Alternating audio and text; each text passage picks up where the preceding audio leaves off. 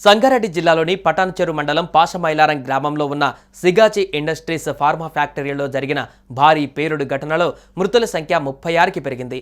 ఈ విషాదకర సంఘటన రాష్ట్ర వ్యాప్తంగా తీవ్ర దిగ్భ్రాంతిని కలిగిస్తోంది. సహాయక సిబ్బంది మంగళవారం మరో 17 మృతదేహాలను వెలికితీశారు. దీంతో మృతుల సంఖ్య 36కు చేరుకుంది.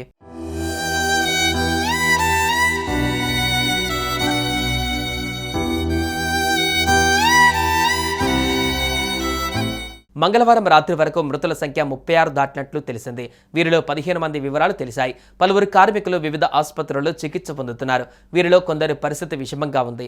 మిగతా వారి జాడ తెలియాల్సి ఉంది. శిథిలాల తొలగింపు ప్రక్రియ కొనసాగే కొద్దీ ఒక్కొక్కటిగా మృతదేహాలు బయటకు వస్తున్నాయి. ప్రమాదం జరిగినప్పుడు పరిశ్రమలో 143 మంది ఉన్నట్లు భావిస్తుండగా ఇందులో 58 మంది ప్రాణాలతో బయటపడినట్లు అధికారులు గుర్తించారు. అలాగే ప్రమాదంలో 36 మంది మాత్రమే మరణించారని ప్రకటించారు.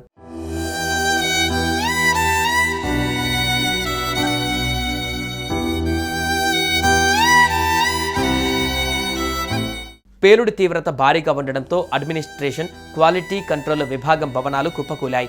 శిథిలాల తొలగింపు ప్రక్రియ మంగళవారం అర్ధరాత్రి వరకు కొనసాగింది. మరోవైపు యంత్రాలు, వాటి విడిభాగాలు, పైపులు, రేకులు చెల్లాచెదురయ్యాయి. శిథిలాలను తొలగించేందుకు ఎస్డీఆర్ఎఫ్, హైడ్రా బృందాలు శ్రమిస్తున్నాయి.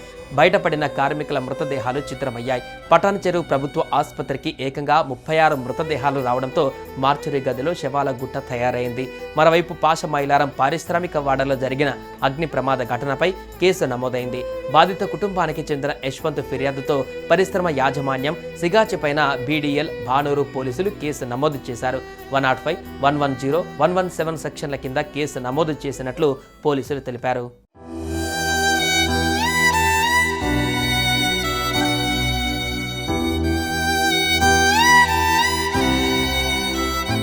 ఇదిలా ఉంటే బుధవారం ఉదయాన్నే సహాయక చర్యలకు వర్షం పెద్ద ఆటంకిగా మారింది.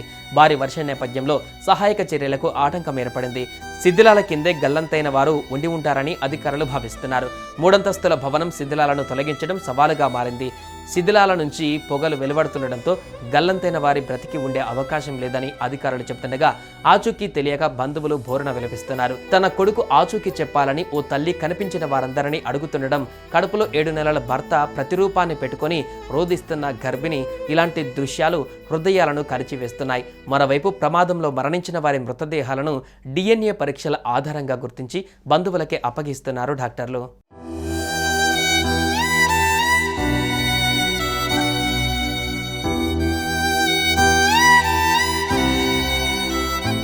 సుమన్ టీవీలో మీ పర్సనల్ అండ్ బిజినెస్ ప్రమోషన్స్ కోసం కింది నెంబర్కి కాంటాక్ట్ చేయండి.